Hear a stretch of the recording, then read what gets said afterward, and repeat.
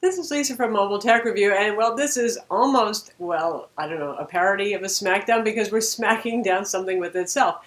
This is the Dell XPS 13 2015 edition. To round up our week of coverage on this device, which included many comparisons, we're actually comparing the 1080p version with the matte display right here with the QHD Plus display. I know a lot of you are having trouble figuring out which one you should get. In fact, you've said please compare them, so that's why we're doing this, and you can see it's worth your extra $300 or so to get the glossy version with the touchscreen or not, and the higher resolution display. And while we're at it, we're going to cover some accessories too that Dell makes, including the external battery pack, their little docking station that fits in the palm of your hand, the slip cover, and more. So let's watch it now. All right, to finish up our coverage of the Dell XPS 13 2015 edition, for those of you who are just interested in the accessories, you've already figured out which of the two kinds of XPS 13 you want. We'll do the accessories first, so you don't have to sit through the Smackdown if you're not interested in it. This will be quick. So the first up here, kind of small, amazingly tiny. $60. This is a docking station that fits in the palm of your hand, essentially. Now this connects via USB to the XPS. There's a little pop-out USB cable. It gives you VGA, full-size HDMI, another USB cable, or port rather, to make up for the one that you just gave up by plugging this device in, and Ethernet. So everything is done over USB. Now USB Ethernet adapters are pretty common, and display link kind of stuff we've seen also for, well, going USB to display. Personally, if it was me and I was only driving one monitor, I would get a mini DisplayPort, which is the port that's built onto the laptop to HDMI. You use less CPU time there, but that's not always a possibility. So for $60, you actually, well, get a lot in a very small package here. This is the battery pack, 1200 milliamps, 4-cell battery in here. And this also has some USB charging ports right here. This is where you plug the cable in. It comes with two cables to fit this two different size of barrel connector that Dell uses.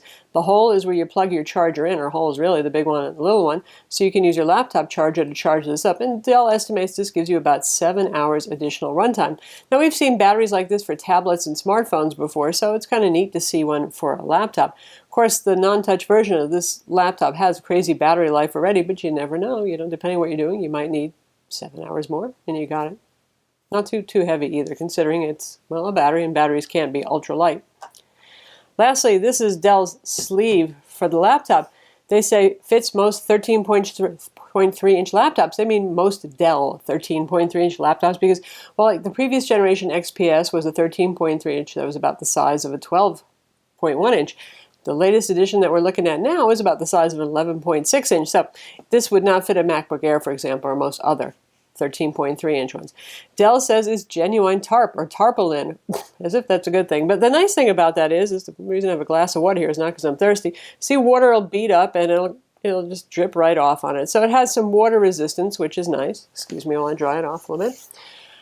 And inside, magnets, not noisy Velcro, no embarrassment there. And it's got a kind of a soft material inside so you won't scratch your XPS. Not that it's particularly scratchable, to be honest. It's got a nice durable aluminum finish on the outside, but that's what it is. Doesn't weigh much.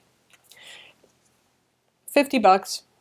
Yeah, you know, a lot of laptop sleeves honestly are kind of overpriced for what they are. You know, it doesn't cost nearly $50 to make it, but it does fit it really nicely and tightly, and it offers protection and water resistance, a little bit of padding. So there you go. Those are Dell's 3 official accessories at this point for the XPS 13 2015 edition. Okay, now here we have 2 popular configurations of the Dell XPS 13 2015 edition. This one is the Full HD. The one that just went shy on us is the QHD Plus option. The base model starts at $799. That's with the Core i3. I think most people are going to want the Core i5. I would lean you towards that for the $100 difference. It takes you up to $899. This configuration has a Core i5, same Core i5 that's in this one right here. 4 gigs of RAM, 128 gig SSD. RAM is not upgradable on any of these, so whatever RAM you get, you're going to live with for the rest of the laptop's life. 8 gigs is maximum that Dell will ship to you, however. So, $899 for this guy right here. 1080p matte sharp IGZO, which stands for iridium, galenium, zinc oxide. It's a very good display technology. Also sharp IGZO. For $1299, you get the QHD display. It's glossy, it's touch. Windows is nicer with touch. 8 gigs of RAM, a 256 gig SSD. So this is where Dell kind of ropes you in. Say you want that 8 gigs of RAM or you want more storage and you're not keen to try to upgrade the storage yourself after the fact inside the machine, you got to get the QHD Plus display. For those of you who really just know you need that stuff, or the Core i7, right now if you want a Core i7, you also have to go to the touchscreen. Well, game over. You already know which one you want to get. But for those of you who say, you can also order this with 8 gigs of RAM if you want, the matte display right here. You can also order it with more storage. So that starts to get a little bit confusing if those are the only things you're interested in. Really, right now, the Core i7 is the only thing you're absolutely locked into with the touchscreen. So is it worth the extra money? Let's see. That depends somewhat on your needs. Now, to start off, we're going to show Adobe Photoshop CC 2014. This is the latest edition of Photoshop, and we're showing the same image, which is 3200 by 1800. Happens to match the display resolution on that bigger guy right there. Now, Photoshop is notorious for not scaling the UI. It just totally ignores Windows settings, but they have a new experimental feature here that doubles the UI to 200%, which is a hideous option on something like Surface Pro 3 because it's not high resolution enough and you kind of waste all your screen real estate. It really is made for these QHD Plus 3200 by 1800 displays because by default Windows is going to do 200% scaling. So effectively you're seeing as much as 1600 by 900 on your desktop of that. But anyway, it makes things, voila, readable again. So you can see the size of the tools here. The 1080p model we have running at 125% scaling on our desktop. Photoshop doesn't have any scaling, so this would be the native 1080p. So there's our close-up view. Things are small here, but they're still usable. I don't think that that's an atrocity of usability by any means there. It's fine. Notice the amount of detail on our tiger's face right there. It's pretty darn good, but you know, we're not at 100% detail. We're seeing less. We're actually at 50% detail. So for those of you who want to zoom into actual resolution pretty easily and still see a decent amount of stuff on screen, moving over to the QHD, there we are, zoomed in. So for those of you who edit photos, there's still something to be said, other than the foibles of whether or not you can live with the menu sizes. But again, like I said, Photoshop CC, the latest version, takes care of that with a 200% scaling option here. If you're using older versions of Photoshop, they don't have that option. You are out of luck. Now, just to show how Adobe isn't completely with the program yet, here is the Creative Cloud application with its absurdly tiny little icons there, right? They haven't really taken scaling throughout the suite yet by any means. You can see it, but you're going to be leaning in. If we look at the other one, a much more usable experience right there. So that's some of what you have to deal with the QHD Plus resolution. Windows programs, not Windows itself, it handles high DPI pretty well, this QHD Plus and high resolution screens, but a lot of programs don't always. Pretty much everything built into Windows does.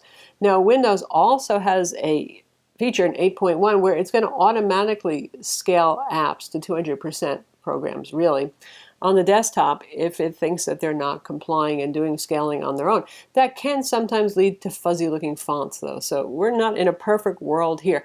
But as you can see, you do get a lot more easy to view detail when you're doing things like photo editing and also obviously with video editing. For those of you who are shooting, say, at least 1080 or even 4K resolution, that can matter to you. In terms of how pretty the displays are, they are both very pretty. They have just about identical brightness and color characteristics.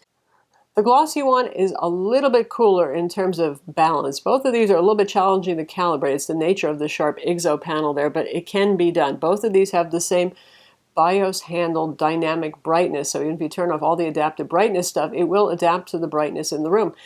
I find it does a pretty good job. It's not like it's flickering all the time at all. No problem like that. If you take it outside and brightness, it gets plenty bright enough. You take it inside and it won't get as bright, but you don't need it to be as bright either. You don't want to fry your retinas, but you're not going to escape that with either one.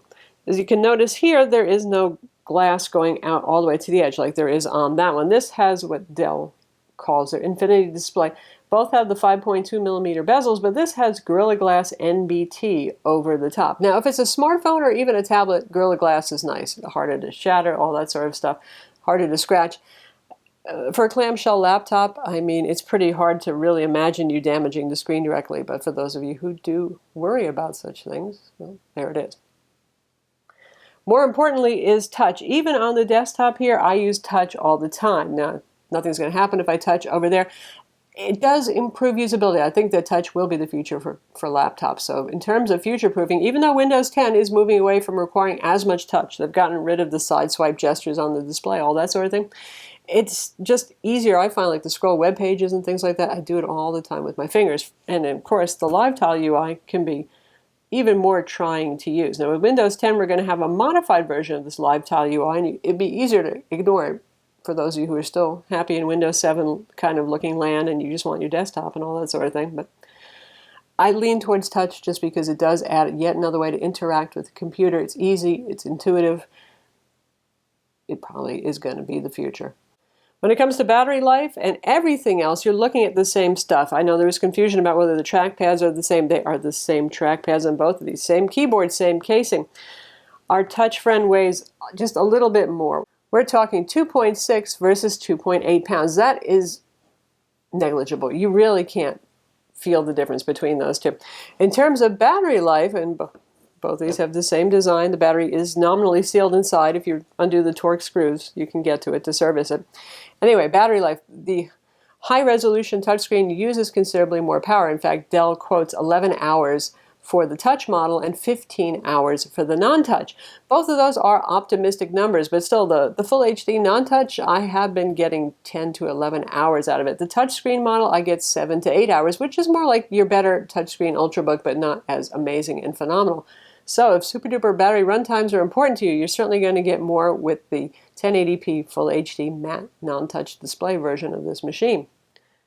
When it comes to heat and fan noise, the higher resolution touch panel, a little bit warmer, a little bit more in the fan, but really not that much. Once you get the machine set up, Windows indexing has done its job, all that sort of thing, I'm really not finding that the fan comes on either of these doing average productivity things or streaming Netflix or Amazon Prime Video. Now, if you're getting hot and heavy with Adobe Premiere and you're editing some 1080p video, you'll hear the fans on both of these. So honestly, I haven't found significant enough difference in terms of heat and noise to say that one is better than the other. Battery life is primarily the difference between them. So how does video look on either of these? This is 1080p content, so obviously it's scaling up for the QHD Plus display. There's not a whole lot of 4K content available just yet, and we'll set it to play on both of these. We've got them muted because there's no speaker competition here. They both have the same speakers.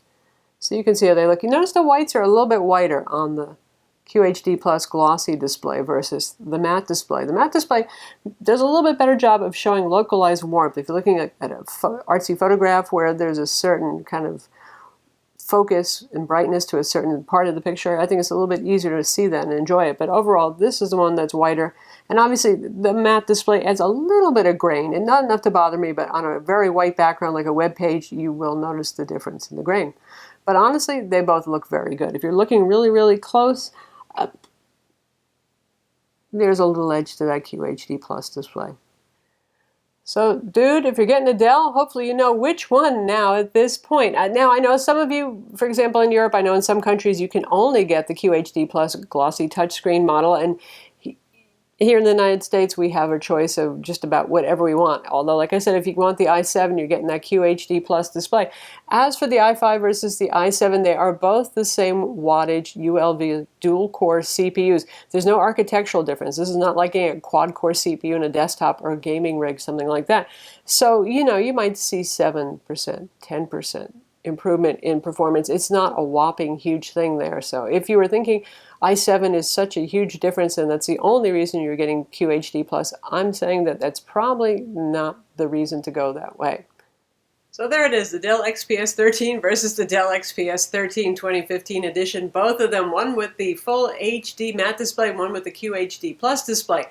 Hopefully now you can figure out which one might be better for you, and well, it speaks well of Dell that in the end, the ultimate smackdown is to actually compete only with itself. I'm Lisa from Mobile Tech Review. Be sure to visit our website for the full written review, watch our video reviews and comparisons, and hit that like button.